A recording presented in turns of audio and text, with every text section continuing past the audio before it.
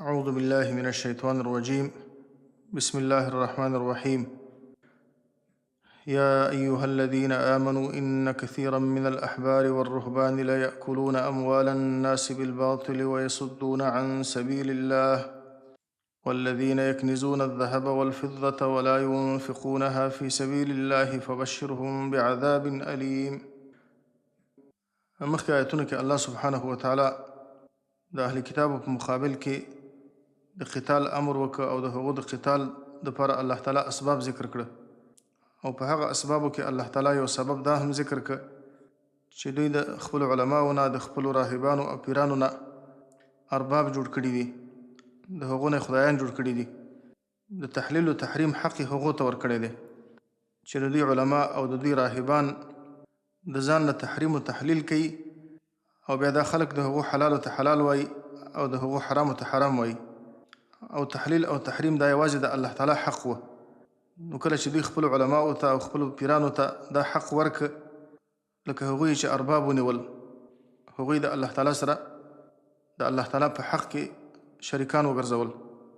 اوس دلته الله سبحانه وتعالی مؤمنانو ته تحذیر ورکوي چې تاسې د ناکاره علماو نه او د ناکاره راهبانو او پیرانو د شر نه ځان بچ وساتئ، او الله تعالی مؤمنان د هغوی د مشابهت نه منع کوي چې دا مرضونه په تاسې کې پیدا نشي. یا ایها الذین آمنوا، ای مؤمنانو، ان کثیرا من الاحبار والرهبان، یقینا ډیر زیات د علماو نه والرهبان او د راهبانو نه، زموږ ستاسې په اصطلاح باندې د پیرانو نه، لیأکلون اموال الناس بالباطل، خامخا خوري مالونه د خلکو بالباطل په ناروا طریقو باندې، د خلکو مالونه په حرامو طریقو باندې خوري، د رشوت په طریقه باندې. د الله سبحانه وتعالی په احکامو کې تغییر و تبدیل راولي، د الله په احکامو کې تحریف کوي، د الله تعالی احکام پټوي او د دې مقابل کې د خلکو نه مالونه اخلي. ويصدون عن سبیل الله، او بندوي خلک د الله تعالی د لارې نه، د الله د دین نه خلک منع کوي، دین د دنیا دپاره وسیله ګرځولې ده. نو الله تعالی په دې ځای کې د ناکاره علماو او د ناکاره پیرانو دوه صفتونه ذکر کړه. یو دا دی چې په ناروا طریقو باندې د خلکو مالونه خوري، او بله دا چې په دې طریقه باندې خلک د الله تعالی د دین نه منع کوي، خلک د الله تعالی د حق لارې نه بندوي. لکه یهودو او نصاراو کله چې نبی صلی الله علیه وسلم راغی، نو د الله تعالی د کتاب په آیتونو کې تحریف وکړه. د رسول الله صلی الله علیه وسلم صفات الله تعالی په تورات کې او په انجیل کې ذکر کړي وو، او دوی ښه پېژانده چې دا د الله پیغمبر دی. لیکن د دنیا دپاره دې دپاره که موږ د الله دا پیغمبر ومنو، نو بیا به خلک زموږ احترام نه کوي، کوم قدر و احترام چې خلک زموږ کوي، نو بیا به د محمد رسول الله قدر و احترام کوي.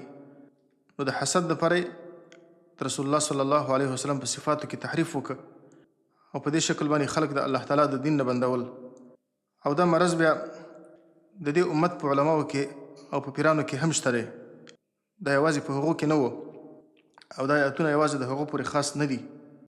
سفیان ابن عیینه رحمه الله فرمایي: من فسد من علمائنا كان فيه شبه من اليهود، ومن فسد من عبادنا كان فيه شبه من النصارى. چې زمونږ په علماو کې کوم عالمان خراب شي، فاسد شي، نو هغوی د یهودو سره شباهت لري، او زمونږ د امت په عابدانو کې چې کوم خلک فاسد شي، نو هغوی د نصاراو سره مشابه دي. نو په دې امت کې هم ډېر داسې خلک شته دي د علماو په نوم باندې، د راهبانو په نوم باندې، چې هغه د الله سبحانه وتعالی د دین نقشه بدلوي. لکه مخکې دا خبره ذکر شوه چې د یهودو او د نصاراو علماو او پیرانو به د ځان نه تحلیل و تحریم کوو، د ځان نه به احکام جوړول، او د خلکو ته به دین معرفي کوو، او د پیروانو به هغه ته دین ویلي. نو ځکه مخکې الله وفرمایل چې اتخذوا احبارهم ورهبانهم اربابا من دون الله، چې دوی د خپلو علماو نه او د خپلو پیرانو نه د الله نه بغیر ارباب جوړ کړي دي. نو په دې امت کې هم دغسې کسان پیدا کېږي، اگر چې الحمدلله نیکان علما زیات دي، نیکان عابدان صالحان خلق په دې امت کې زیات دي، خو الله فرمایي چې داسې هم په دې علماو کې، په دې راهبانو کې ډېر داسې خلک هم شته دي لا یأکلون اموال الناس بالباطل چې هغه به د خلکو مالونه په ناروا طریقو باندې خوري ویصدون عن سبیل الله او خلک بندوي د الله تعالی د لارې نه د الله د دین نه. یعنې خلاصه دا ده چې دین د دنیا دپاره وسیله ګرځولې ده. والذین یکنزون الذهب والفضة ولا ينفقونها في سبيل الله او هغه کسانان یکنزون الذهب والفضة چې ذخیره کوي سره زر او سپین زر ولا ينفقونها في سبيل الله او نی خرج کوي په لاره د الله تعالی کې زکات نه ورکوي د الله حق پکې نه ورکوي فبشرهم بعذاب علیم نو زیره ورکه هغوی ته په عذاب دردونکي سره. دلته الله تعالی دریم قسم انسانان ذکر کوي چې هغوی د الله د حق لارې نه خلق بندوي. هغه دنیا پرسته انسانان الله ذکر کوي ارباب الاموال چې مالونه جمع کوي او د الله تعالی حق پکې نه ورکوي او د هغو دپاره الله تعالی شدید وعید ذکر کوي. نو گویا کې په دې آیت کې الله سبحانه وتعالی درې قسمه انسانان ذکر کړه چې هغه د الله تعالی د دین نه د الله د حق لارې نه خلق بندوي. یو ناکاره علما او بل ناکاره راهبان او پیران او بل ارباب الاموال مالدار خلق اصحاب الاقتدار د اقتدار والا خلق. لکه عبدالله بن مبارک فرمایي وهل افسد الدین الا الملوک واحبار سوء ورهبانها. دین نه خراب کړی مگر درې طبقو خراب کړی دی. پاچایانو خراب کړی دی، حاکمانو اقتدار والا خلکو خراب کړی دی، مالدارانو خلکو و احبار سوء ورهبانها او ناکاره ملایان او ناکاره پیران دیو دین خراب کړی دی. او دلته الله سبحانه وتعالی د هغو کسانانو لپاره چې هغوی مالونه ذخیره کوي او د الله حق پکې نه ورکوي د هغو دپاره الله تعالی شدید تخفیف ذکر کړی دی. فبشرهم بعذاب علیم. الله فرمایي چې زیره ورکه هغو ته، یعنی خبر ورکه هغو ته. الله د تحکم او د استهزاء په شکل کې دې ته زیره ویلی دی. نو خبر ورکه هغوی ته بعذاب علیم په عذاب دردونکي سره.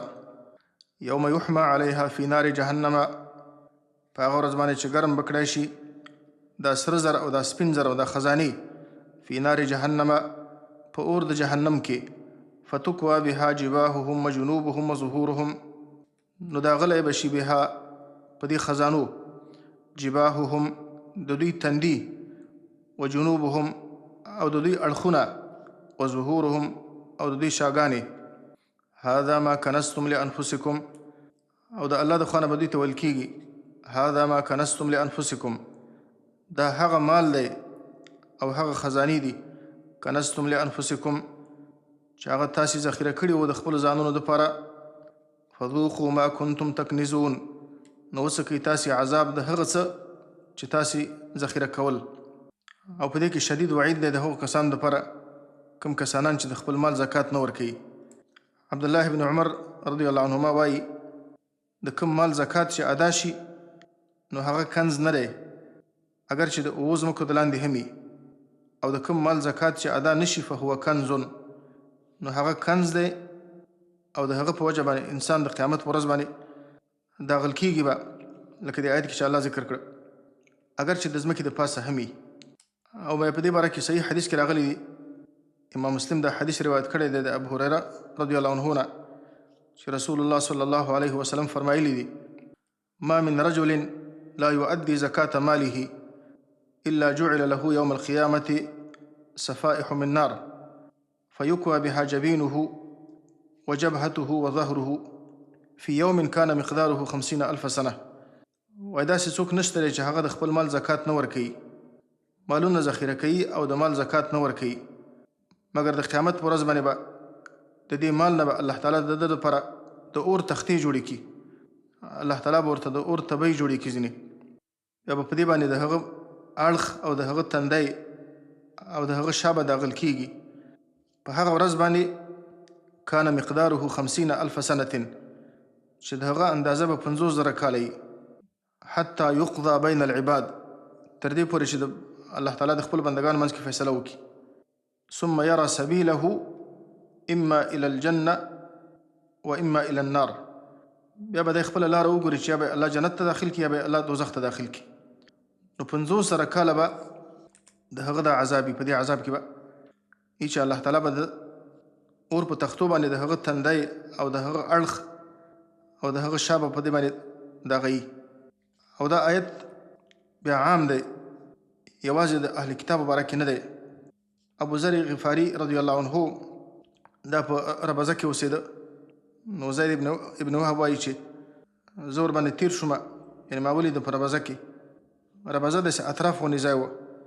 وایي ما پوښتنه ځینې وکړه چې دلته ولې ته راغلی؟ وایي هغه راته وویل چې زه په شام کې اوسېدم او ما دغه آیت ولوسته معاویه رضی الله عنه ته. وایي معاویه رضی الله عنه وویل چې ما هذه فینا، دا آیت زموږ باره کې نه دی نازل شوی بلکې دا د اهل کتاب باره کې راغلی دی. وایي ما ورته وویل چې دا زموږ باره کې هم راغلی دی او د اهل کتاب باره کې هم نازل شوی دی. یعنې د دې آیت حکم عام دی، که په اهل کتابو کې چا داسې کول او که په مسلمانانو کې څوک داسې کوي دغه دا حکم دی. ان عدة الشهور عند الله 12 شهرا في كتاب الله. په دې آیت کې الله سبحانه وتعالی د جاهلیت د زمانې په یو رسم باندې رد کوي چې د جاهلیت په زمانې کې هغوی په دې میاشتو کې تغییر او تبدیل راوسته، نو الله په هغې باندې رد کوي. ان عدة الشهور، یقینا تعداد د میاشتو، عند الله په نزد د الله تعالی باندې 12 شهرا 12 میاشتې دي، فی کتاب الله په کتاب د الله تعالی کې په لوح محفوظ کې الله سبحانه وتعالی 12 میاشتې لیکلي دي چې کال 12 میاشتې دی. یوم خلق السماوات والارض، دا هغې ورځې نه چې پیدا کړي دي الله تعالی اسمانونه او ځمکه، د میاشتو تعداد 12 میاشتې دی. منها 4 حرم، د دې میاشتو نه د دې 12 میاشتو نه الله فرمایي 4 حرم، 4 میاشتې هغه د عزت میاشتې دي چې هغه 4 میاشتې په احادیثو کې راغلي دي. ذوالقعده ده او ذوالحجه ده او محرم ده او رجب ده. 3 میاشتې پرله پسې دي، ذوالقعده او ذوالحجه او محرم او رجب جدا ده. دا د عزت میاشتې دي. په دې میاشتو کې الله تعالی قتال حرام کړی دی او په دې میاشتو کې چې څوک نیکي کوي د نیکۍ ثواب زیاتېږي، او په دې میاشتو کې چې څوک ګناه کوي نو د ګناه قباحت په دې میاشتو کې زیات دی، ځکه دا میاشتې د الله په نسبت عزتمنې میاشتې دي. ذلک الدین القیم، دا برابر دین دی او مستقیم دین دی د الله تعالی په نسبت چې میاشتې 12 میاشتې دي او په 12 میاشتو کې 4 میاشتې د عزت میاشتې دي. فلا تظلموا فیهن انفسکم، نو تاسو ظلم مه کوئ فیهن په دې میاشتو کې انفسکم په خپلو ځانونو باندې. تاسې په دې میاشتو کې ګناهونه مه کوئ، تاسې د دغو میاشتو عزت مه پیمالوئ، د دې حد کې حرمت مه کوئ. وقاتلوا المشرکین کافة، او تاسو قتال کوئ د مشرکانو سره، کافة د ټولو مشرکانو سره، کما یقاتلونکم کافة، لکه څنګه چې مشرکان قتال کوي ستاسو سره، کافة ستاسو ټولو سره، نو تاسې هم د ټولو مشرکانو مقابل کې قتال کوئ. واعلموا ان الله مع المتقین، او تاسې په دې باندې یقین وساتئ، په دې باندې پوه شئ ان الله مع المتقین، چې یقینا الله تعالی د متقیانو ملګری دی. د الله تعالی نصرت او د الله تایید د متقیانو سره دی. په دې آیت کې الله سبحانه وتعالی وفرمایل چې د میاشتو تعداد 12 میاشتې دی او په 12 میاشتو کې 4 میاشتې د عزت میاشتې دي، چې دا 4 میاشتې معلومې دي، مشخصې معلومې میاشتې دي، ذوالقعده او ذوالحجه او محرم او رجب. د جاهلیت په زمانې کې به د خلکو دغه د عزت میاشتې به یې بدلولې را بدلولې. کله به محرم ته ویل چې دا د عزت میاشت ده، کله به د محرم په ځای باندې د سفر میاشت ده هغې ته به ویل چې دا د عزت میاشت ده، لکه دا وروسته آیت کې دا ذکر کېږي. او په دې میاشتو کې الله تعالی قتال حرام کړی دی، په دې 4 میاشتو کې الله تعالی قتال حرام کړی دی. په سورة بقره کې الله دا خبره ذکر کړې او دلته هم دا خبره ذکر شوې ده، په سورة مائده کې هم ذکر ده. په سورة بقره کې الله تعالی فرمایي یسألونک عن الشهر الحرام قتال فیه. ای نبی صلی الله علیه وسلم، صحابه ستانه پوښتنه کوي د عزت د میاشتو باره کې، په دې میاشتو کې د قتال باره کې ستانه پوښتنه کوي. قل قتال فیه کبیر، ورته وفرمایي ای نبی صلی الله علیه وسلم چې قتال په دې میاشتو کې کبیرون، دا لویه ګناه ده. دارنګه په سورة مائده کې الله دا خبره ذکر کړې ده یا ایها الذین آمنوا لا تحلوا شعائر الله ولا الشهر الحرام.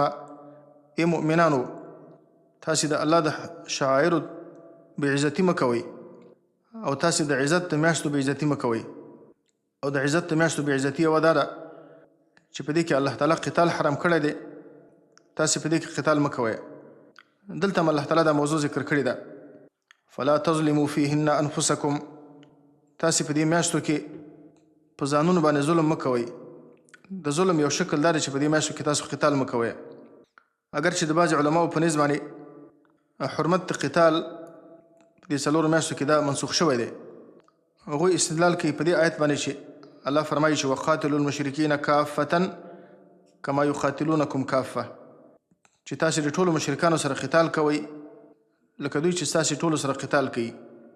او په دې باندې استدلال کوي چې نبی صلی الله علیه وسلم غزوه حنین او د طائف غزا دا په شوال کې شروع شوې وي او څه برخه یې په ذوالقعده کې وه.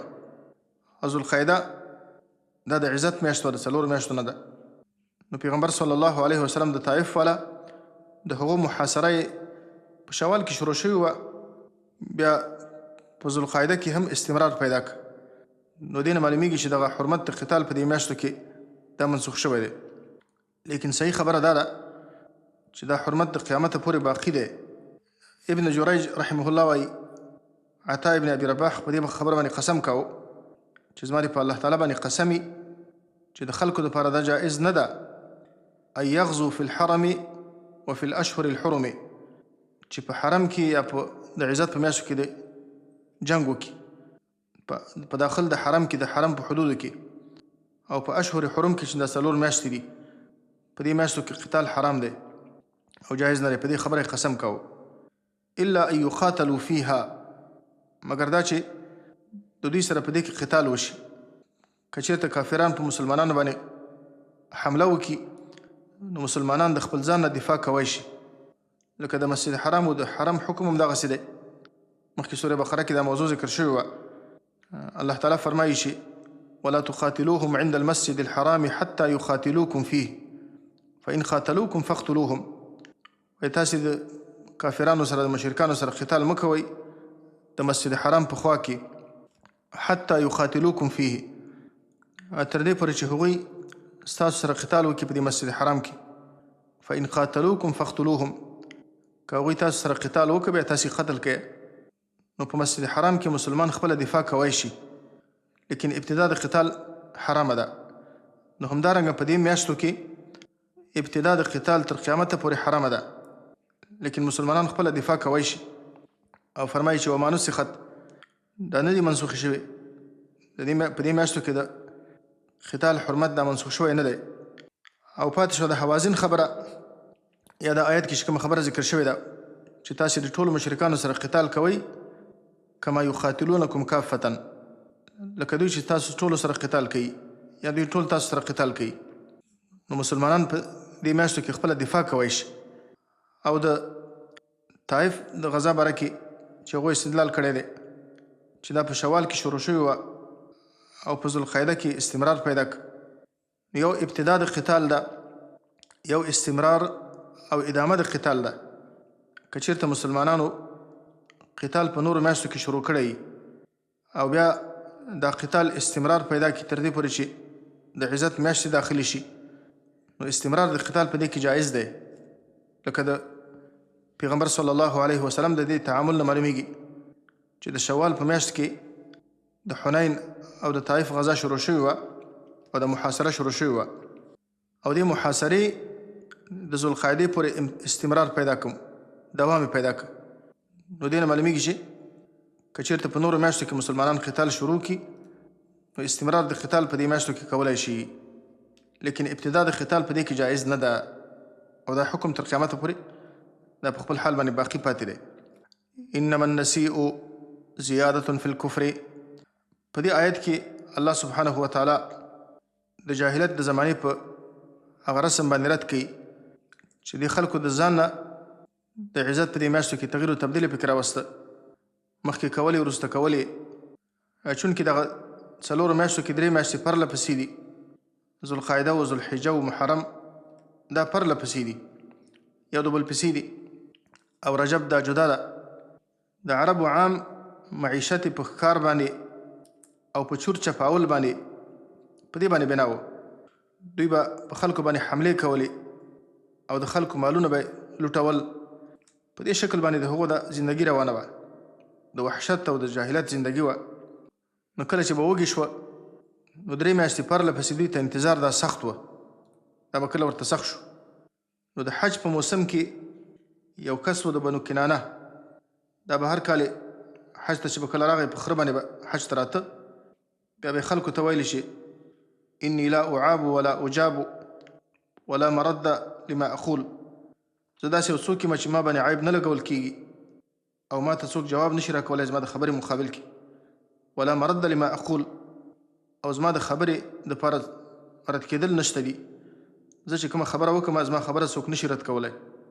دې خلک ورته پیشنهادونه کول چې سږکالې د محرم د میاشتې حرمت سفر ته وروسته که، لکه په اسلامي کال کې اول محرم دی، بیا سفر دی، بیا ربیع الاول دی. نو محرم دا خو د عزت میاشت وه، نو ده به داسې وکړه د محرم په ځای به سفر دې ته به حرمت ورکړه. وإني قد حرمت السفر واحللت المحرم، وایي ما د محرم په ځای باندې سفر ته حرمت ورکړه او محرم مې ستاسې دپاره حلال کړه. یعنې محرم کې تاسې کولی شئ جنګونه وکړئ. بیا بل کال به یې وویلې سفر ته چې تېر کال ما کوم حرمت ورکړی و هغه حرمت مې ځینې واخیسته، بېرته مې محرم ته هغه حرمت ورکړه. نو په دې شکل باندې به د ځانه به یې تغییر و تبدیل په میاشتو کې راوسته. د دې وجې نه پیغمبر صلی الله علیه وسلم چې کله حج کاوه په حجة الوداع کې رسول الله صلی الله علیه وسلم یعنې په دې طریقه چې به دوی دا کارونه کول نو د حج وخت به هم بدل شو، ځکه مکمل کال به بدل شو. نو پیغمبر علیه السلام چې په کوم کال باندې حج کاوه نو په هغه کال باندې حج په خپل وخت کې شوی و، په ذوالحجې کې شوی و. نو پیغمبر علیه السلام د عرفات په میدان کې خطبه یې وویلې او په خطبه کې دا خبره وکړه چې ان الزمان قد استدار كهيئته يوم خلق السماوات والأرض السنة 12 شهرا منها 4 حرم. زمانه بیرته خپل اصلي حالت ته راوګرځېده، همغه حالت ته راوګرځېده کله چې الله تعالی اسمانونه او ځمکه پیدا کړي وو، چې په هغه وخت کې کوم ترتیب و چې کال 12 میاشتې وي او په دې 12 میاشتو کې 4 میاشتې د عزت وي، نو بیرته زمانه مخه حالت ته راوګرځېده. نو الله تعالی په دې آیت کې په هغو باندې رد کوي انما النسیء، او دغه کوم چا چې به د میاشتو د حرمت تغییر و تبدیل چې به راوسته د بنو کنانه دې ته به یې قلمس ویل یا قلمس به ورته ویلې، یعنې معنا د دوی مفتي به و، دا به د دوی مفتي و، د ځان نه به یې تحلیل و تحریم کاوه. کومه میاشت چې به د عزت میاشت وه، د حرمت میاشت وه، هغه به یې حلاله کړه، او کومه میاشت چې به حلاله وه هغې ته به حرمت ورکړه. نو الله فرمایي انما النسیء، یقینا دا وروسته کول د تحریم د میاشتو د یوې میاشتې نه بلې میاشتې ته زیادة فی الکفر، دا زیاتوالی دی په کفر کې. یو خو اسم دا خلک کافران وه، دا چې د الله تعالی په دې حدودو کې د ځان نه تجاوز کاوه، تغییر و تبدیل یې پکې راوسته. کومه میاشت د عزت میاشت وه، لکه محرم به د عزت میاشت وه، هغه به یې حلاله کړه، او سفر حلاله میاشت وه، د عزت میاشت نه وه، هغې ته به یې حرمت ورکړه. نو دغه تحلیل و تحریم د الله کار و، قانون گزاري د الله تعالی کار و. نو دا کار چې څوک کوي نو الله فرمایي زیادة فی الکفر، دا زیاتوالی دی په کفر کې. تر قیامته پورې چې هر څوک دا کار کوي چې د الله تعالی په حدودو کې د ځان نه تغییر و تبدیل راولي، نو الله فرمایي دا زیادة فی الکفر، زیاتوالی دی په کفر کې. څوک چې د الله قانون بدلوي، د الله احکام بدلوي، دا کافر دی او دا زیاتوالی دی په کفر کې.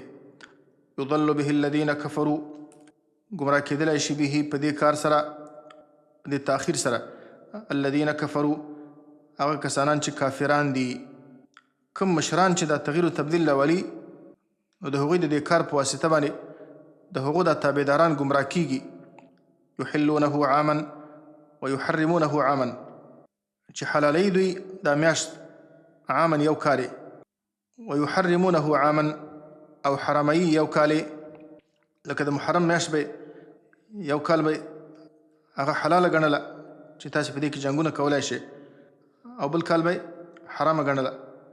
لیواطئوا عدة ما حرم الله، دې لپاره چې دوی موافقت وکړي عدة ما حرم الله، د شمار د هغو میاشتو حرم الله چې حرامي کړي دي الله تعالی. فیحل ما حرم الله، نو حلالوي په دې طریقه باندې ما حرم الله، هغه څه چې الله حرام کړي دي. لکه د محرم میاشتې ته الله عزت ورکړی و، دا د عزت په میاشتو کې وه، دا په اشهر حرم کې وه، دا میاشت دوی حلالوله، د الله حرام حلالول. هسې ما شمار یې پوره کاوه. دې کې شک نشته چې الله تعالی 4 میاشتې په کال کې د عزت میاشتې ګرځولې دي، لیکن دا 4 میاشتې الله تعالی مقرر کړي دي چې ذوالقعده ده، ذوالحجه ده، محرم دی او رجب دی، دا معلومې میاشتې دي. نو دې خلکو صرف تعداد یې پوره کاوه، لیکن هغه کومې اصلي میاشتې چې وي د هغو په ځای باندې نور میاشتو ته عزت ورکاوه. زین لهم سوء اعمالهم، مزین شوی دی د دوی دپاره سوء اعمالهم، ناکاره او بد اعمال د دوی، دا ورته شیطان ښایسته کړي دي. والله لا یهدي القوم الکافرین، او الله تعالی توفیق د هدایت نه ورکوي قوم کافرانو ته. د دې آیت نه معلومیږي چې په عباداتو کې اصل توقیف دی. یو شي لپاره چې الله تعالی زمانه او مکان او عدد مشخص کی، نو که څوک په هغه کې تغییر و تبدیل راولي، د ځان نه پکې تغییر و تبدیل راولي، نو دا د ځان نه دین جوړوي. لکه د روژې دپاره الله تعالی یوه میاشت ټاکلې ده، عدد ورته هم الله ټاکلی دی چې پوره میاشت به وي، یا 29 ورځې یا 13 ورځې. دې دپاره الله تعالی وخت هم ټاکلی دی، یو خاص وخت الله ټاکلی چې هغه د رمضان میاشت ده. اوس که څوک ووایي چې سږ کال رمضان په ګرمۍ کې راځي، نو راځي د رمضان به یخو میاشتو ته وروسته کو او په یخنۍ کې به روژه ونیسو، صرف هغه 13 ورځې به پوره کو یا میاشت به پوره کو. نو صحیح د عادت خو یې پوره کړو، خو لیکن زمانه یې بدله کړه. د ځان نه د عباداتو دپاره زمانه بدلول یا مکان بدلول. د حج مکان معلوم دی، طواف د الله د کور نه کېږي، د بیت الله نه کېږي. یو څوک د ځان نه کعبه جوړه کړي، وایي دا کعبه ده، زه دې نه طواف کوم. یا یو شي دپاره الله تعالی عدد مشخص کړي. د مانځه دپاره الله تعالی تعداد مشخص کړی دی. د سبایي د فرضو تعداد 2 رکعاته دی، ماسپښین 4 رکعاته دي. که یو څوک د سبایي د فرضو په ځای باندې 10 رکعاته وکړي، وایي دې لپاره چې عبادت ته زیات کوم، نو دا الله تعالی نه قبلوي. نو د الله تعالی نقشه بدلول، د الله تعالی قانون بدلول، الله فرمایي دا زیارة فی الکفر، زیاتوالی دی په کفر کې. یا ایها الذین آمنوا ما لکم اذا قیل لکم انفروا فی سبیل الله ثاقلتم الى الارض. د دې نه وروسته دا آیتونه د غزوه تبوک سره متعلق دي. غزوه تبوک دا په 9 کال د هجرت باندې د رجب په میاشت کې واقع شوې ده. رسول الله صلی الله علیه وسلم چې کله د طائف نه واپس شو، نو الله تعالی ورته امر وکړ چې د رومیانو مقابل کې قتال وکړه. رسول الله صلی الله علیه وسلم همیشه لپاره معمولی دا و، الله پیغمبر چې به کله کوم جهاد ته نو صحابه ته به هغه طرف نه ښوده، د بل طرف توریه به یې کوله، د جنګ غرض به یې ساته، ځکه جنګونو کې دا قانون دی چې جنګ کې به غرض ساتل کېږي. لیکن د دې غزا باره کې پیغمبر صلی الله علیه وسلم صحابه کرامو ته خبره ښکاره وکړه چې د رومیانو په مقابل کې الله تعالی ماته د جهاد امر کړی دی او تبوک ته ځو. دې لپاره چې سفر اوږد و او د سختې ګرمۍ موسم و، نو دې لپاره چې صحابه کرام خپل ترتیب برابر کړي، د دې سفر دپاره آمادګي ونیسي. نو د الله تعالی پیغمبر صحابو ته صفا خبره وکړه چې موږ تبوک ته ځو. نو دا چون په داسې وخت کې و چې د ګرمۍ وخت و، بل طرف ته میوې پخې شوې وې، نو طبیعتا په بعضې کسانو باندې دا خبره سخته تمامېدله. منافقان خو د دې نه پاتې شو، منافقان ونه وتل، مسلمانان د الله د پیغمبر سره ووتل. مسلمانانو کې بعضې کسان پاتې وو، یو څه خو اصحاب الاعذار و چې وروسته ذکر کېږي، او بعضې کسان بغیر د عذر نه پاتې شوي وو. د هغو حالات الله تعالی د صورت په آخر کې ذکر کوي.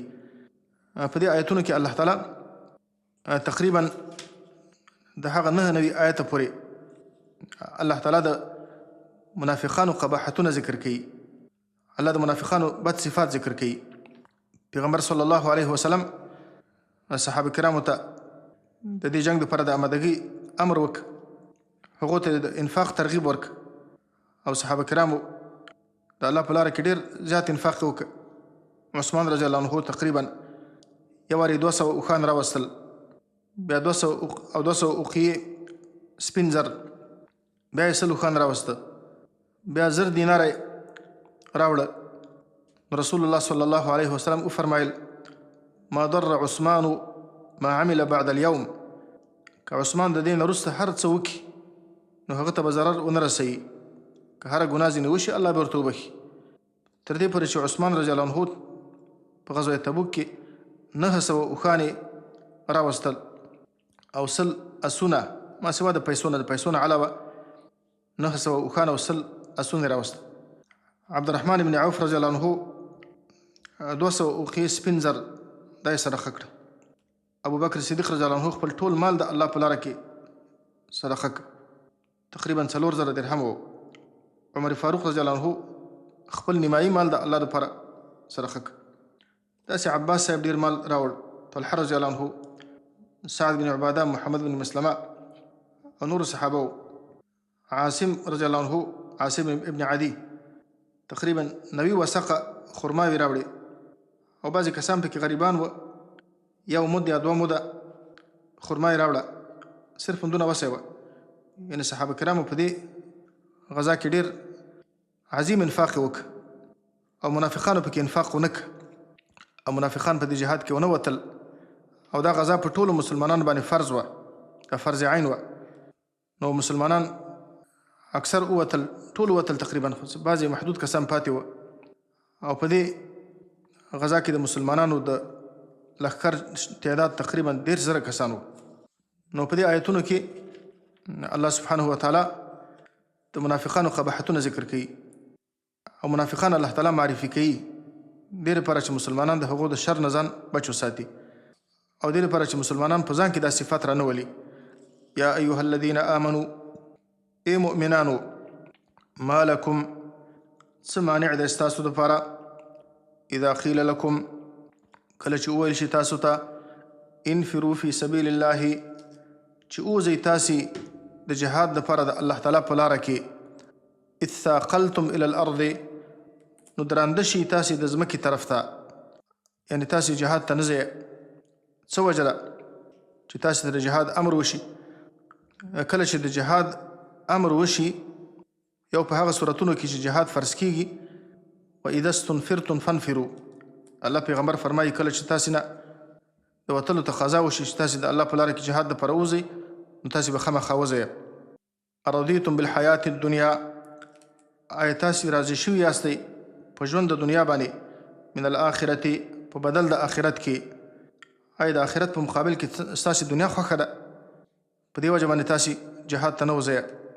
فما متاع الحیات الدنیا، نو نه دی سامان د ژوند د دنیا او دا مزید د ژوند د دنیا، فی الاخرت، د آخرت په بدل کې، د آخرت په مقابل کې.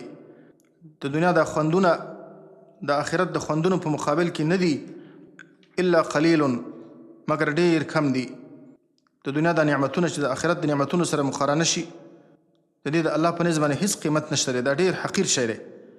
نو تاسې ولې د دنیا د وجې نه جهادونه پرېږدئ؟ الا تنفروا يعذبكم عذابا الیما، اوس دلته الله تعالی وعید ذکر کوي کوم کسان چې د الله په لاره کې د جهاد دپاره نه وځي، چې جهاد فرض عین او جهاد نه کوي. الا تنفروا، که تاسو نه وځئ د جهاد دپاره، يعذبكم عذابا الیما، تاسې د دنیا د راحتونه دې ته ترجیح ورکوئ د جهاد په مقابل کې. يعذبكم عذابا الیما، نو عذاب به درکړي الله تعالی تاسو ته، عذابا الیما، دردونکی عذاب. ويستبدل قوما غیرکم، او ستاسې په بدل کې به راولي الله تعالی یو قوم غیرکم، غیر ستاسو نه. الله به ستاسې په ځای باندې نور نیکان خلق پیدا کړي چې هغوی به د الله په لاره کې قتال او جهاد کوي. وان تتولوا يستبدل قوما غیرکم ثم لا يكونوا امثالکم، او که تاسې مخ واړوئ ستاسې په بدل کې به الله تعالی نور خلق پیدا کړي چې هغوی به ستاسو په شان نه وي. ولا تضروه شیئا، او تاسې ضرر نشي ورکولی الله تعالی ته، شیئا هیڅ ضرر، که تاسې د الله په لاره کې قتال ونه کوئ نو تاسې الله ته هیڅ کم ضرر نشي رسولی. ستاسې نه بغیر هم الله تعالی کولی شي چې الله خپل دین ته عزت ورکړي او الله د خپل نبی نصرت و مدد وکړي. د الله دین تاسو ته محتاج نه دی. که څوک د الله په لاره کې جهاد کوي نو د خپلې فایدې دپاره کوي. الله فرمایي ان احسنتم احسنتم لانفسکم وان اسأتم فلها. که چېرته تاسو احسان کوئ، تاسې نیک عمل کوئ، د خپل ځان د فایدې دپاره کوئ، او که تاسې ګناه کوئ نو ګناه هم د خپل ځان د ضرر دپاره کوئ. الله ته کوم نقصان نشي رسوی. والله على كل شيء قدیر. او الله تعالی په هر څه باندې قدرت لرونکی دی. نو الله تعالی په دې باندې هم قدرت لري چې ستاسې نه بغیر الله خپل دین ته عزت ورکړي او د خپل نبی نصرت و مدد وکړي. الا تنصروه فقد نصره الله. اوس دلته الله تعالی د خپل پیغمبر سره د خپل نصرت او د مدد یو نمونه ذکر کوي چې رسول الله صلی الله علیه وسلم کله د هجرت په سفر باندې ووته. ابو بکر صدیق رضی الله عنه ورسره ملګری و. په غار ثور کې درې شپې پاتې شول. مشرکان ورپسې وه. مشرکانو د هغو ترصد کاوه تر دې پورې چې هغه د غار خولې ته ورسېدل. وایي ما د مشرکانو پښې لیدلې په داسې حال کې چې موږ په غار کې وو. نو ما د الله پیغمبر ته وویلې وای که چېرته یو کس په دوی کې خپلو پښو ته وګوري نو موږ به د خپلو پښو لاندې ویني. د الله پیغمبر وفرمایل یا ابا بکر ما ظنک باثنین الله ثالثهما. ستا څه ګمان دی د هغو دوو کسانانو باره کې چې الله تعالی د هغو دریم دی. د چا سره چې الله ملګری دی الله یې خامخا حفاظت کوي. نو الله فرمایي الا تنصروه. که چېرته تاسې مدد نه کوئ د رسول الله صلی الله علیه وسلم نو الله تعالی به مدد کوي. فقد نصره الله. نو یقینا مدد کړی و د هغه الله تعالی. الله د مدد نمونه ذکر کوي. اذ اخرجه الذین کفروا. کله چې ویسته هغه کافرانو د مکې مکرمې نه. ثانی اثنین. په داسې حال کې چې نبی صلی الله علیه وسلم دوم د دوو کسانانو نه و. په دوه کسانانو کې هغه دویم و. دریم کس نه و ورسره. دوه په دوه چې یو محمد رسول الله صلی الله علیه وسلم و او بل ابو بکر صدیق رضی الله عنه و. اذ هما فی الغار. کله چې هغوی دواړه په غار کې و، په غار ثور کې و. په غار ثور کې هغوی درې شپې پاتې شوه. اذ یقول لصاحبه. کله چې ویلی نبی صلی الله علیه وسلم خپل ملګري ته، خپل صاحب ته، په اتفاق د مفسرینو سره دلته مراد د صاحب نه ابو بکر صدیق رضی الله عنه دی. نو څوک چې د هغه د صحابیت نه انکار کوي دا کافر دی، ځکه الله تعالی وایي چې هغه د الله د پیغمبر صاحب و. اذ یقول لصاحبه. کله چې ویلی نبی صلی الله علیه وسلم خپل صاحب ته، خپل ملګري ته لا تحزن. مه غمجن کېږه، مه خفه کېږه. ان الله معنا. یقینا الله تعالی زموږ ملګری دی، الله زموږ سره دی. دلته مراد د معیت نه معیت خاصه دی، یعنې د الله تعالی مدد، د الله نصرت. الله زموږ سره دوستی کوي، الله به زموږ حفاظت کوي، الله به زموږ ساتنه کوي او الله به زموږ مدد کوي. فانزل الله سکینته. نو را نازل که الله تعالی سکینته، سکینه خپله د خپل طرف نه اطمینان، علیه پر رسول الله صلی الله علیه وسلم باندې. وایده. او مضبوط که الله تعالی خپل پیغمبر، د هغه تایید یې وکړه، د هغه مضبوطوالی یې وکړه. بجنود لم تروها. په داسې لښکرو باندې چې هغه تاسې نه لیدلې. الله تعالی ملائکو ورباندې مقرر کړه. ملائکو د رسول الله صلی الله علیه وسلم حراست کاوه، د هغو څوکیداري یې کوله. وجعل کلمة الذین کفروا السفلی. وجعل او وګرځوله الله تعالی کلمة الذین کفروا، کلمه د هغو کسانانو چې کافرانو، السفلی هغه الله تعالی ښکته کړه. وکلمة الله. او کلمه د الله تعالی هي العلیا. همدا کلمه د الله تعالی اوچته ده.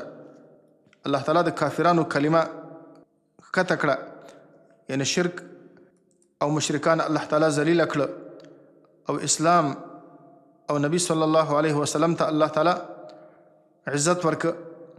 والله عزیز حکیم. او الله تعالی زورور دی او حکمتونو والا دی. الله چې د کوم کار اراده وکړي نو څوک د خپل ارادې نه منصرفه کولی نشي، او د الله تعالی په هر کار کې حکمتونه دي. انفروا خفافا وثقالا وجاهدوا باموالکم وانفسکم فی سبیل الله.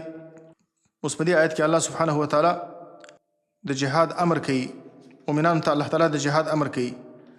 انفروا خفافا وثقالا، تاسې اوځئ د الله تعالی په لاره کې خفافا وثقالا، سپک او درانده. سپک او درانده دا معنا که ستاسې خوښه یي او که ستاسې خوښه نه یي. خفافا وثقالا، که تاسې فقیران یاستئ که تاسې غنیان یاستئ. خفاف چې ستاسې مال کمی، ثقال معنا چې ډېر مال والا یاستئ. یا خفافا وثقالا که تاسې ځوانان وئ که تاسې بوډاګان یاستئ. خفاف ځوانان، ثقال بوډاګان. یا خفافا وثقالا که تاسې پیاده ویه او که تاسې سواره ویه، که څوک سوارلي ولري که وی نه لري. یا خفافا وثقالا هغه څوک چې هغه اولاد یې نشته دی او هغه څوک چې اولاد یې شته دی. یا خفافا وثقالا هغه څوک چې د هغه وسله کمه ده، او ثقالا هغه کسانان چې وسله یې زیاته ده. او خفافا وثقالا هغه څوک چې مشغولتیا یې نشته ده او هغه څوک چې مصروفه دی. یعنې په هر حالت کې تاسې د الله په لاره کې ووځئ. وجاهدوا باموالکم وانفسکم، او تاسو جهاد وکړئ باموالکم وانفسکم، په خپلو مالونو باندې او په خپلو ځانونو باندې. فی سبیل الله، د الله تعالی په لاره کې د الله د کلمې د اوچتولو دپاره، د الله تعالی د دین د اوچتولو دپاره، د الله د کلمې د اعلا دپاره هم خپل ځان ولګوئ او هم خپل مال ولګوئ. مال الله تعالی همیشه مخکې ذکر کوي، دې لپاره چې په جهادونو کې د مال ضرورت زیات پیښیږي. ذالکم خیر لکم ان کنتم تعلمون، ذالکم دغه ستاسې وتل د الله تعالی په لاره کې او ستاسې جهاد کول د الله تعالی په لاره کې، ستاسې په مال باندې او په ځان باندې د الله په لاره کې د خپل مال او د خپل ځان لګول خیر لکم، دا غوره دي ستاسو دپاره. ان کنتم تعلمون، که چېرته تاسو پوهیږئ د دنیا د دې مالو متاع نه چې دا فاني مالو متاع دی او اسې دوکه ورکوونکې دنیا ده، د دې په ځای باندې تاسې ته دا غوره ده چې تاسې د الله په لاره کې د جهاد دپاره ووځئ. لو کان عرضا قریبا وسفرا قاصدا لاتبعوک. اوس الله د منافقانو قباحتونه ذکر کوي.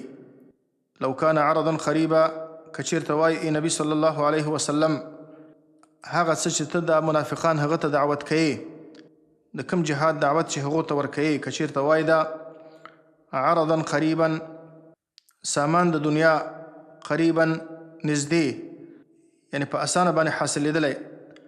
که چېرته داسې مال وای چې هغه په اسانه حاصلېدلی، که چېرته په دې جنګ کې داسې غنیمتونه وای چې هغه په اسانه باندې حاصلېدلی.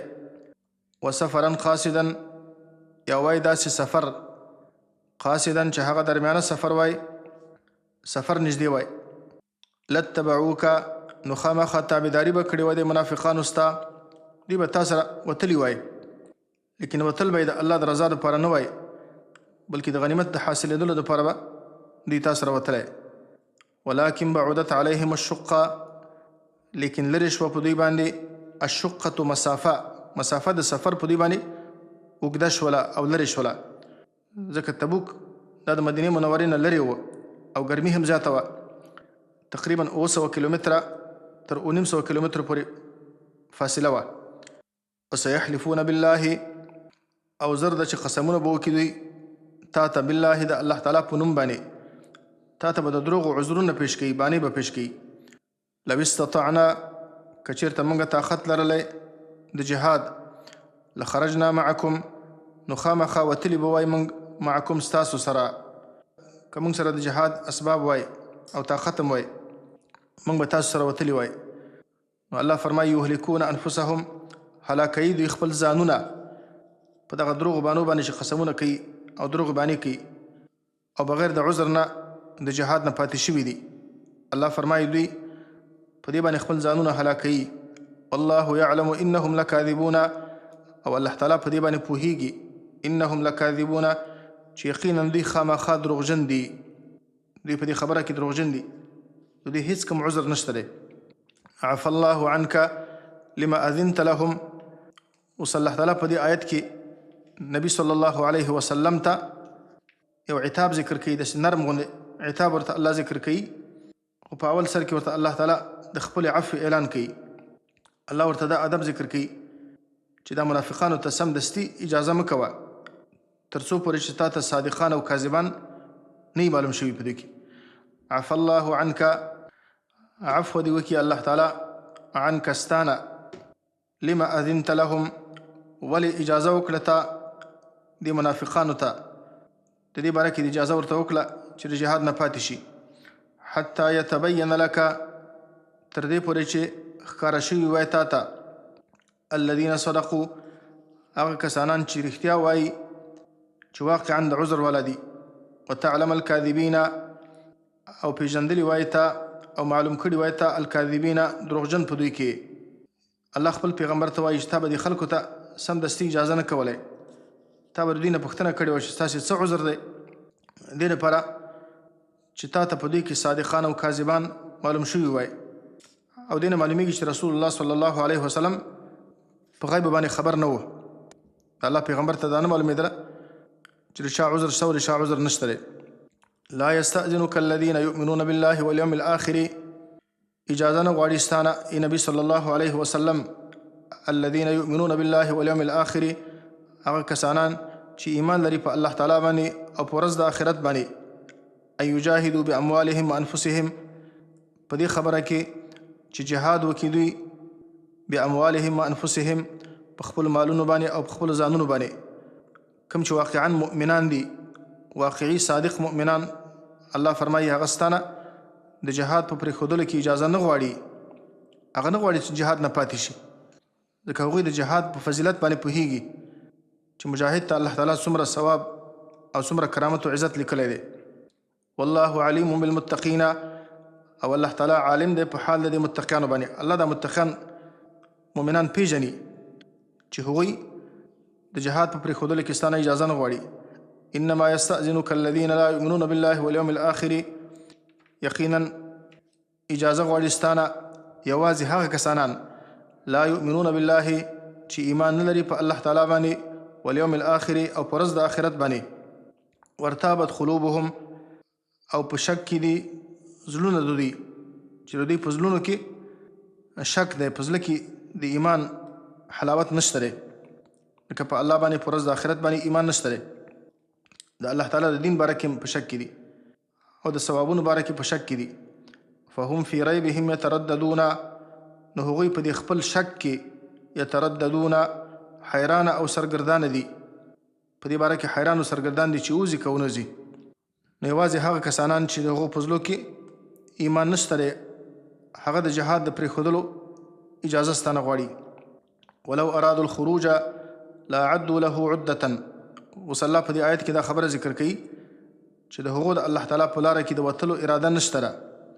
ولو ارادوا الخروج، او که چېرته اراده لرلی دوی الخروج د وتلو د الله تعالی په لاره کې د جهاد دپاره، لاعدوا له عدة، نو خامخا تیار کړي به وای دوی له د دې وتلو دپاره د الله په لاره کې عدة، اسباب به یې د ځان دپاره برابر کړي وای، سلا به یې ځان دپاره برابره کړې وه، د سفر توښه به یې برابره کړې وه، جنګي لباسونه به یې برابر کړي وای، لکه عام مجاهدین چې دا کوي. ولكن كره الله انبعاثهم فثبتهم، ولكن كره الله، لیکن بد ګڼي الله تعالی انبعاثهم راپورته کېدل د دوی د جهاد دپاره، فثبتهم نو بند کړي دي الله تعالی دوی د وتلو نه په جهاد کې. وقیل اقعدوا مع القاعدین، او ویل شوي دي دوی ته، یعنی الله تعالی په زړه کې ورته دا خبره اچولې ده، اقعدوا مع القاعدین، چې کښېنئ تاسې مع القاعدین سره د هغو ناستو کسانو نه، زنانو سره، د ماشومانو سره، او د اصحاب الاعذار مؤمنانو سره، کوم چې د عذر والا کسان دي هغو سره کښېنئ. نو دا معنی چې الله تعالی نه غواړي ولکن کرح الله انبعاثهم، الله فرمایي، لیکن بد ګڼي الله تعالی راپورته کېدل د دوی د جهاد دپاره، ځکه چې الله تعالی د خپل دین دپاره داسې پلید خلک نه استعمالوي. الله تعالی د خپل دین دپاره همیشه دپاره نیکان خلک استعمالوي. الله پاکان خلک په خپل دین کې استعمالوي، داسې ناپاکه خلک او پلید خلک الله په خپل دین کې نه استعمالوي. اذا اراد الله لعبد خیرا استعمله، کله چې الله تعالی د یو بنده باره کې د خیر اراده وفرمایي نو الله تعالی یې استعمالوي، بیا د استعمالولو معنا دا ده چې الله تعالی د مرګ نه مخکې هغه ته د نیکو عملو توفیق ورکوي. نو الله تعالی په خپل طاعت کې خصوصا په جهادونو کې داسې ناپاکه خلک نه استعمالوي، بلکې الله تعالی پاک نیکان مؤمنان بندگان استعمالوي. لو خرجوا فيكم ما زادوكم الا خبالا ولأوضعوا خلالكم. دلته الله تعالی د دې خبرې حکمت ذکر کوي چې ولې الله تعالی دوی ته د الله په لاره کې د وتلو توفیق نه ورکوي. که دا منافقان ستاسې سره ووځي نو تاسې ته هیڅ کوم فایده نه رسیږي، بلکې د فایدې په ځای باندې تاسې ته نقصان رسیږي. دوی ستاسې په مابین کې د فساد کوشش کوي او د فتنو اچولو کوشش کوي. لو خرجوا فیکم، که چېرته وتلي وای دوی په تاسو کې، یعنې که چېرته وتلي وای دا منافقان ستاسو سره یو ځای، ما زادوکم الا خبالا، نو نه به زیات کړی دوی تاسو لره الا خبالا، مگر نقصان، شر او فساد. د مسلمانانو په مابین کې به فتنې پیدا کړې وي، فساد او اختلاف په پیدا کړی و. ولا اوضعوا خلالکم، او خامخا منډې به وهلې وای خلالکم ستاسې په مابین کې په دسیسو جوړولو سره او په چغلۍ سره او د مسلمانانو په مابین کې د فساد په پیدا کولو سره. ولا اوضعوا خلالکم یعنی ستاسې په مابین کې به د چغلۍ کولو، د شیطانت کولو او د فساد پیدا کولو او د دسیسو جوړولو اسونه ځغلولي وای. نو دوی په وتلو کې ستاسو لپاره هېڅ کومه فایده نه و، بلکې نقصان و. نو په دې کې د الله حکمت و چې الله تعالی د جهاد دپاره د هغوی وتل دا بد وګڼل او الله دوی ته دا توفیق ورنه کړي چې هغوی تاسو سره ووځي. وفیکم سماعون لهم، او په تاسو کې سماعون اوریدونکي دي لهم د دوی دپاره. د دې جملې دوه مقصد دي. امام مجاهد رحمت الله علیه فرمایي وفیکم سماعون لهم، معنا دا ده چې په تاسې کې د دوی مخبران دي موجود دي، ځکه بعضې منافقان هم په تبوک کې وتلي وه. الله تعالی مؤمنانو ته خطاب کوي چې ستاسې په مابین کې سماعون لهم، د دوی دپاره اوریدونکي دي، ستاسې د خبرو اوریدونکي دي، لهم د دوی دپاره، یعنې ستاسې خبرې اوري او ستاسې جاسوسي کوي هغو ته، منافقانو ته، مشرانو منافقانو ته ستاسې خبرې رسوي او ستاسې جاسوسي کوي. نو دا معنی چې په تاسو کې د دوی جاسوسان موجود دي. یا وفیکم سماعون لهم، امام قتاده رحمه الله دا معنی کوي وفیکم، او په تاسو کې ای مؤمنانو، سماعون اوریدونکي دي لهم د دوی دپاره، یعنې د دوی د خبرو منونکي دي. یعنې په تاسو کې داسې ساده لوحه مسلمانان شته دي چې د هغوی د خبرو نه متاثره کیږي. دوی چې دا کمې منافقانه خبرې کوي د مسلمانانو په مابین کې د فساد او د فتنو کوشش کوي او داسې خبرې کوي، نو بعضې ساده لوح مسلمانان شته دي چې د هغوی خبرې اوري او مني او د هغو نه متاثره کیږي. نو دې دپاره الله تعالی دوی ته د وتلو توفیق ورنه که چې د مسلمانانو صف خراب نه کړي، ځکه بعضې سادهګان شته دي چې د هغوی په فاسد نیت باندې خبر نه دي او د هغوی په خبرو باندې دوکه کیږي. والله علیم بالظالمین، او الله تعالی عالم دی په حالت د ظالمانو باندې. دا ظالمان الله تعالی ښه پیژني، الله تعالی د دوی په ظاهر و باطن باندې خبر دی. د دې مقصد دا دی چې ای مؤمنانو تاسې د دوی په دې پاتې کېدلو باندې مه خفه کیږئ. لقد ابتغوا الفتنة من قبل وخلبوا لك الامور، لقد ابتغوا یقینا لټولې وه دوی الفتنة فتنه او شر من قبل مخکې د غزوه تبوک نه. الله خپل نبی ته خطاب کوي چې د منافقانو د غزوه تبوک نه مخکې هم د شر او د فتنو کوشش کړی دی، د دې خبرې کوشش کړی دی چې د مسلمانانو منځ کې تفریقه پیدا کړي، اختلافات پیدا کړي، د مسلمانانو صف متفرق کړي. نو د دې فساد او د فتنو کوشش مخکې هم کړی دی. لکه د احد په غزا کې چې رئیس المنافقین عبدالله ابن ابی ابن سلول د نیمایي لارې نه د لښکر درېیمه برخه یې بیرته واپس کړل ځان سره، او د بعضې مسلمانانو په زړه کې هم کمزوري پیدا شوله، لکه مخکې صورت آل عمران کې دا واقعه ذکر شوې وه. وقلبوا لك الامور، وقلبوا او اړولي را اړولي دي د منافقانو لکه ستا په مقابل کې ای نبی صلی الله علیه وسلم الامور کارونه یعنی دسیسې مفسرین معنا کوي چې وقلبوا لك الامور یعنی دبروا لك المکاید والحیل ستا په مقابل کې قسم دسیسې او حیلې جوړې کړي دي ستاسې د دین د ختمولو دپاره او ستاسې د کمزوري کولو دپاره د منافقانو قسم حیلې جوړې کړي دي او قسم دسیسې جوړې کړي دي او لفظي معنا یې دا وقلبوا او اړولې دي دوی لکه ستا دپاره یعنې ستا مقابل کې الامور خپل کارونه یعنې دسیسې او قسم حیلې جوړې کړي ستاسې مقابل کې همیشه دپاره منافقان ستاسې مقابل کې حیلې او دسیسې جوړوي حتی جاء الحق تر دې پورې چې راغی حق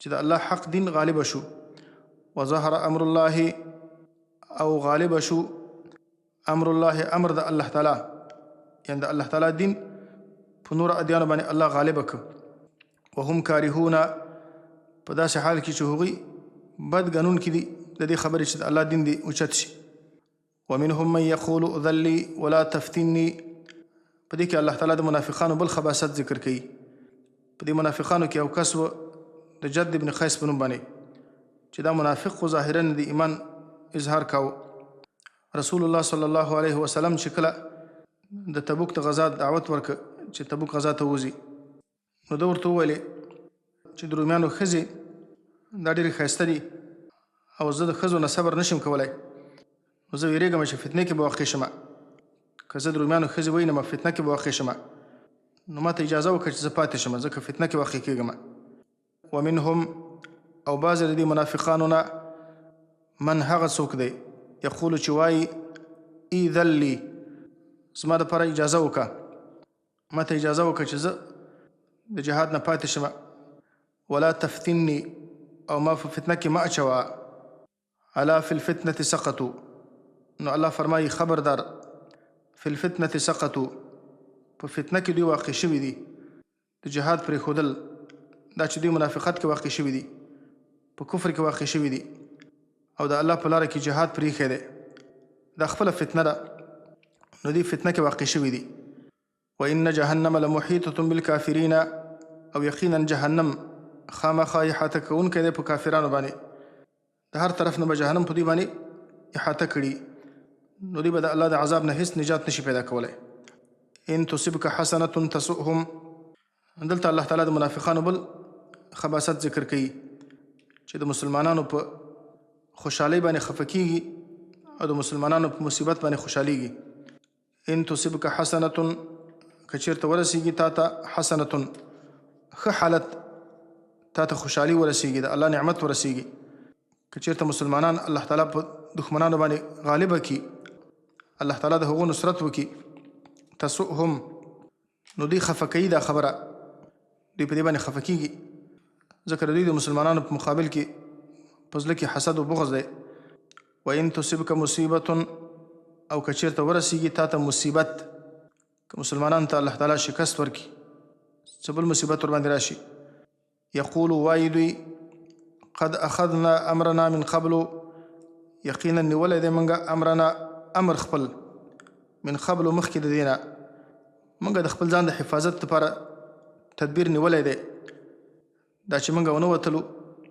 دا موږ د خپل حفاظت لپاره تدبیر ونیوه دا ښه ده چې موږ د دې مصیبت نه بچ شولو ویتولوا او ګرځي وهم فرحون او مخ خړوي او ګرځي په داسې حال کې چې هغوی خوشحاله وي د مسلمانانو په مصیبت باندې خوشحالیږي نو د مسلمانانو په خوشحالۍ باندې خفه کېدل او د مسلمانانو په مصیبتونو باندې خوشحالېدل دا د منافقانو صفت دی قل لن یصیبنا الا ما كتب الله لنا ورته وفرمایي ای نبي صلی الله علیه وسلم لن یصیبنا هیڅ کله نه رسیږي موږ ته الا ما كتب الله لنا مگر هغه څه چې لیکلي الله تعالی زموږ دپاره بس الله چې موږ ته څه لیکلي هغه موږ ته رسیږي که هغه خوشحالي او که هغه مصیبت هو مولانا همدا الله تعالی زموږ مولا دی الله تعالی زموږ نصرت کوونکی دی زموږ حفاظت کوونکی دی وعلى الله فليتوکل المؤمنون او خاص په الله تعالی باندې دی توکل وکړي مؤمنان دی یوازې په الله تعالی باندې توکل وکړي قل هل تربصون بنا الا احدى الحسنيين. ورته فرمای نبی صلی الله علیه وسلم هل تربصون بنا انتظار نه کوئ تاسې زموږ په باره کې الا احدى الحسنیین مګر یو د دوو خوشحالیو نه، یو د دوو ښو حالتونو نه. که الله تعالی زموږ نصرت وکړي، موږ ته غلبه راکړي، دا هم زموږ دپاره خوشحالي ده، د الله نعمت دی. او که الله تعالی موږ ته شهادت راکړي په خپله لاره کې، دا هم د خوشحالۍ حالت دی. زموږ په هر حالت کې کامیابي ده. مسلمان په هر حالت کې کامیاب دی. مسلمان بالکل نه ناکامیږي، ولو که ووژل شي د الله په لاره کې، دا هم د هغه دپاره کامیابي ده. ونحن نتربص بكم، او موږ انتظار کوو ستاسې په باره کې یو د دوو عذابونو نه، ان یصیبکم الله بعذاب من عنده، دا چې ورسوي تاسو ته الله تعالی بعذاب من عنده، عذاب د خپل طرف نه، چې الله تعالی په یو آسماني عذاب باندې تاسې هلاک کړي، او بأیدینا، یا زموږ په لاس باندې، یا دا چې الله تعالی تاسې زموږ په لاس باندې قتل کړي. فتربصوا، نو تاسو انتظار کوئ د هغه څه باره کې چې موږ ته پیښیږي. زموږ هر حالت زموږ دپاره د خوشحالۍ حالت دی. انا معکم متربصون، یقینا موږ ستاسو سره انتظار کوونکي وو د الله تعالی د عذاب په انتظار کوو چې تاسې باندې به الله عذاب راولېږي. قل انفقوا طوعا او کرها لن يتقبل منکم، ورته وفرمایي نبي صلی الله علیه وسلم انفقوا طوعا او کرها، تاسې خرچ وکړئ طوعا په خپله خوښه باندې، او کرها یا په ناخوښه باندې. که تاسې په هر حالت کې خرچ کوئ، که ستاسې خوښه وي او که خوښه هم نه وي، لن يتقبل منکم، هیڅکله به قبول نشي ستاسو نه. ستاسې انفاق الله تعالی ستاسو نه قبلوي. که تاسې په خپله خوښه باندې انفاق کوئ، او که تاسې په زور باندې انفاق کوئ، نو الله تعالی ستاسې انفاق نه قبلوي.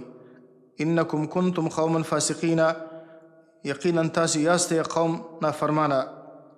دلته الله تعالی د هغو د انفاق د نه قبلېدو دپاره سبب ذکر کوي، چې سبب یې دا دی چې تاسې فاسقان یاستئ، تاسې کافران یاستئ، د الله د دین نه وتلي یاستئ. او د هر عمل د قبلېدو دپاره شرط دا دی چې د ایمان په اساس باندې وي. د ایمان نه بغیر الله تعالی هیڅ عمل نه قبلوي. هر عمل چې الله قبلوي، د عمل د قبلېدو دپاره ایمان شرط دی، اخلاص شرط دی. منافقانو کې ایمان هم نشته دی، اخلاص هم پکې نشته. وما منعهم ان تقبل منهم نفقاتهم، اوس الله تعالی په دې آیت کې د هغو د فسق بیان کوي، او د هغو د انفاق د نه قبلېدو دپاره الله تعالی اسباب ذکر کوي، چې معنی د قبولیت درې شیان دي. وما منعهم، او نه دي منع کړي دوی لره ان تقبل منهم نفقاتهم، د دې خبرې نه چې قبول شي د دوی نه نفقاتهم، نفقې د دوی چې دوی کوم انفاق کوي، دا انفاق ولې نه قبلېږي، د دې مانع څه شی دی؟ نو الله فرمایي الا انهم، مګر دا خبره مانع ده د هغوی د نفقاتو د قبلېدو نه، انهم کفروا بالله، چې یقینا هغوی کفر کړی دی په الله تعالی باندې، او برسوله، او په رسول د الله تعالی باندې. یو خو کفر دی چې د کفر سره الله تعالی هیڅ عمل نه قبلوي، ځکه د هر عمل د قبولیت لپاره ایمان شرط دی. ولا یأتون الصلاة، او نه راځي دوی مانځه ته الا وهم کسالا، مګر په داسې حال کې چې هغوی سست او تنبلي، ځکه د هغوی د ثواب او د عقاب عقیده نشته ده، د الله د ثواب امید نه لري، او د الله تعالی د عذاب نه یریږي. ولا ينفقون، او دوی خپل مالونه نه خرج کوي الا وهم کارهون، مګر په داسې حال کې چې هغوی دا انفاق بد ګڼي، ځکه د انفاق په مقابل کې د هغوی دا عقیده نشته چې الله ورته ثواب ورکوي او د الله د عذاب نه یریږي. نو ځکه الله تعالی فرمایي چې د هغو نفقات نه قبلېږي. فلا تعجبک اموالهم ولا اولادهم.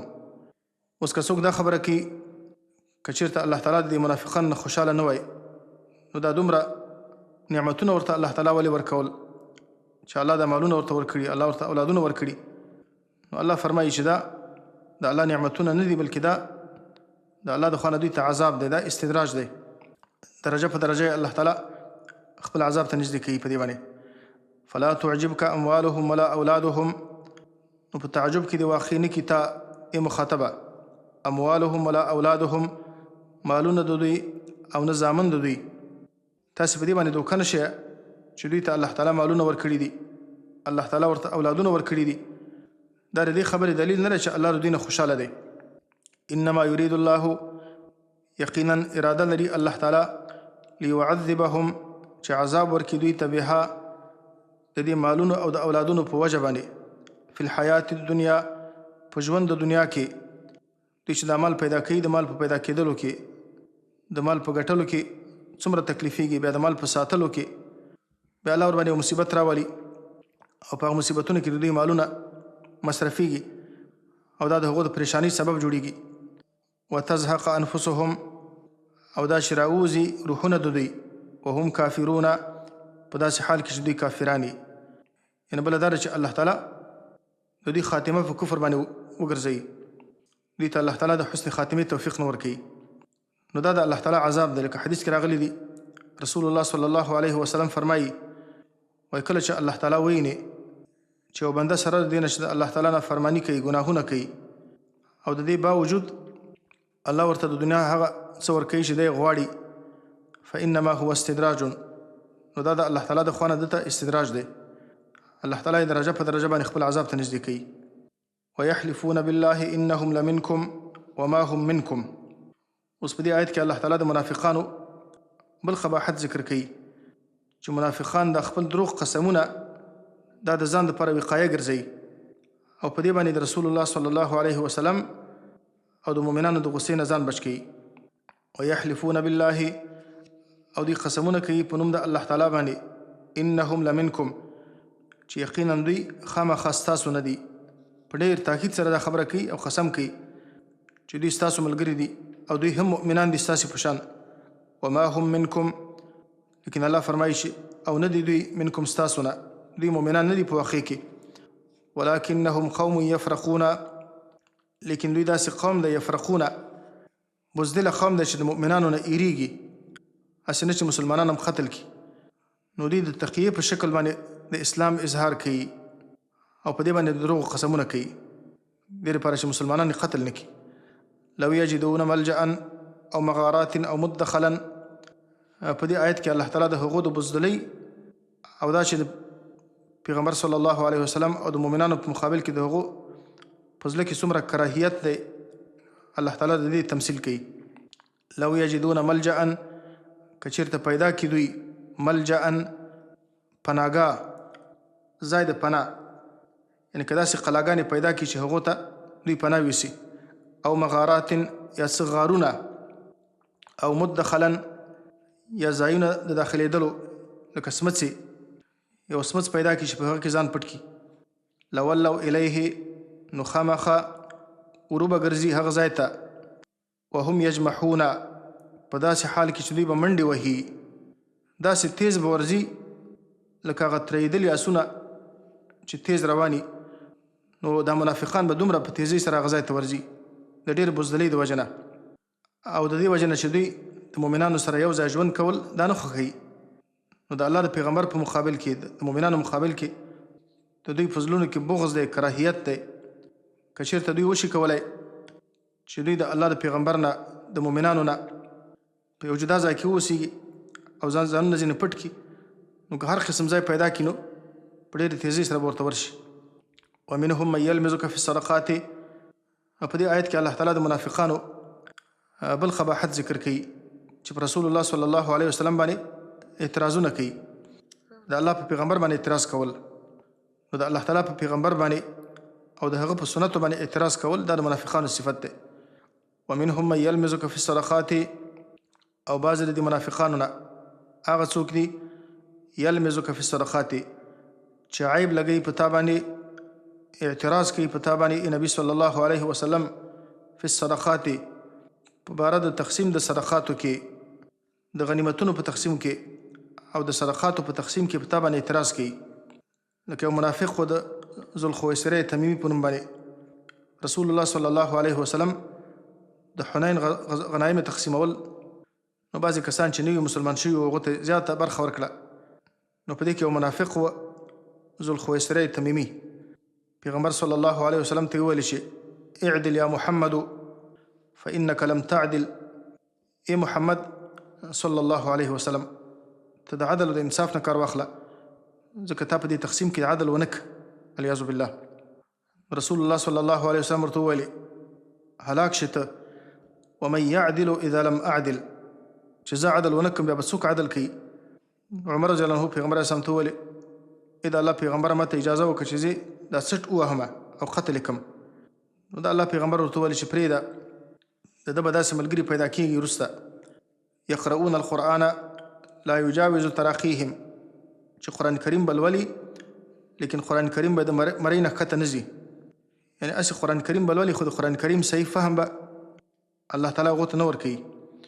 یمرقون من الدین کما یمرق السهم من الرمیة، د دین نه به داسې وځي لکه غشی چې وځي من الرمیة، د هغه حیوان نه چې کوم حیوان په غشي باندې اوشتل شي، لکه هغه غشی چې د حیوان نه اوځي او بالکل صفا سوتری، یعنې دا معنی چې د وینې اثر ورباندې نه وي، نو دوی به بالکل د دین نه مکمل اوځي، د دین هیڅ اثر به په دې کې باقي پاتې نه شي.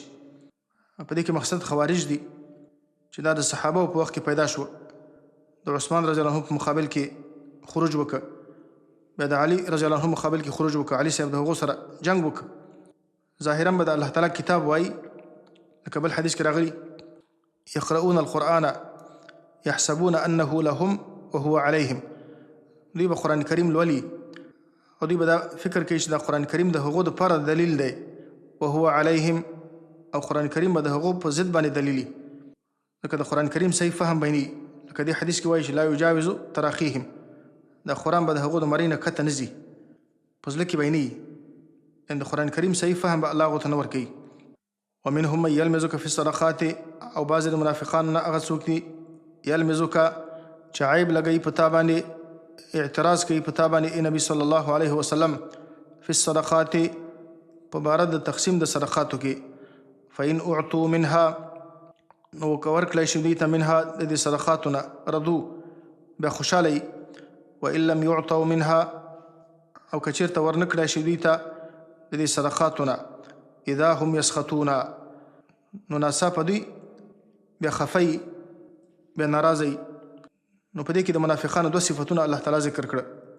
یو صفت یې دا دی چې په رسول الله صلی الله علیه وسلم باندې اعتراض کول، نو تر قیامته پورې چې څوک د الله تعالی په پیغمبر باندې، د الله د پیغمبر په سنتو باندې اعتراض کوي، دا منافق دی.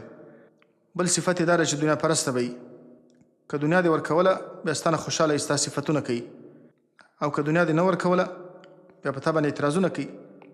نو الله فرمایي ولو انهم رضوا ما آتاهم الله، که چېرته دا منافقان رضوا ما آتاهم الله، راضي شوي وای په هغه څه باندې آتاهم الله چې ورکړي دي دوی ته الله تعالی، ورسوله، او رسول د الله تعالی، چې الله ورکړي اصل ورکوونکی خو الله تعالی دی، او رسول الله صلی الله علیه وسلم د تقسیم په شکل باندې، لکه د الله پیغمبر فرمایي انما انا قاسم والله یعطي، زه صرف تقسیمونکی یم او اصل ورکوونکی الله تعالی دی. رضوا ما آتاهم الله، چې ورکړي دي الله تعالی حقیقتا، اصل ورکړه د الله ده، ورسوله، او رسول د الله تعالی د تقسیم په شکل باندې. وقالوا حسبنا الله، نو که دوی په دې باندې خوشحاله شوي وای او په دې قناعت کړی وای، وقالوا حسبنا الله، او دا خبره کړې وای حسبنا الله چې کافي دی زموږ دپاره الله تعالی، سیؤتینا الله من فضله، زر د شرابه کې موږ ته الله تعالی من فضله، د فضل خپلنا، که اوس موږ ته کم مال ورسېده، زموږ برخه کمه شوه، په آینده کې به الله تعالی ډېر څه راکړي د خپل فضل او د خپلې مهربانۍ نه. ورسوله، او د الله رسول به یې راکړي د تقسیم په شکل باندې. انا الی الله راغبون، موږ یوازې الله ته رغبت کوونکي وو، یعنې موږ د الله تعالی د فضل او د الله تعالی د اکرام رغبت کوونکي وو. نو که دوی په دې موجوده تقسیم باندې خوشحاله شوي وای او د آینده باره کې دا خبره کړې وای چې الله زموږ دپاره کافي دی، په آینده کې به الله تعالی ډېر څه راکړي، نو دا به د هغو دپاره بهتره وه. لیکن دا ظالمان د الله تعالی په پیغمبر باندې اعتراض کوي. بیا په دې وروسته آیت کې الله تعالی د صدقاتو مصارف ذکر کوي، انما الصدقات للفقراء. وصلی الله وسلم وبارک علی نبینا محمد وعلى آله وأصحابه أجمعين.